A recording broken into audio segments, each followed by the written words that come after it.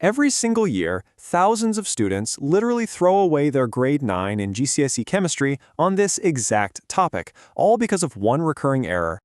But quantitative chemistry absolutely doesn't have to be a grade killer.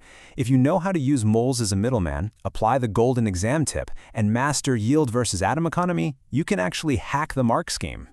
First up, the mole. Seriously, don't panic over this word.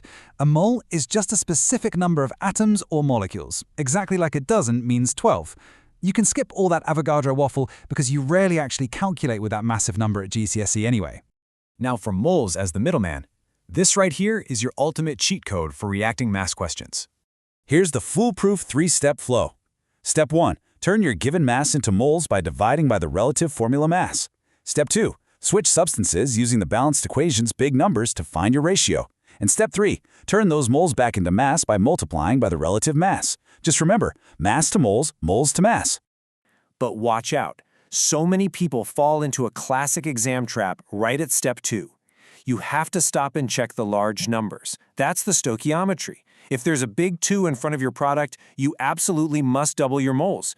Miss that, and your entire calculation just crumbles. So, the crucial point is checking that ratio. Now, let's look at the golden exam tip.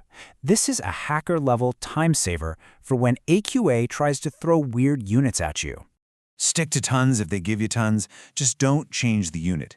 If a question gives you kilograms or tons, do not waste precious exam time converting them into grams.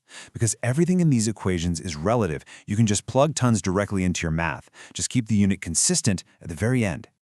Moving on to yield versus atom economy. These two concepts constantly appear together, and mixing them up is a guaranteed way to leak marks. Here's the critical difference.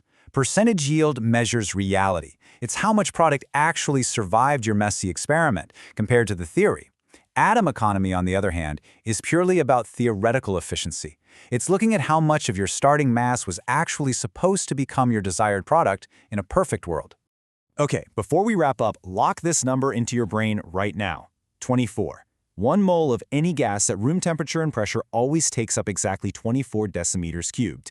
So, to find volume, literally just multiply your moles by 24. So, are you ready to stop losing marks to the mole? You've got the steps, you know the traps, and you've got the shortcuts. Now, go crush that paper.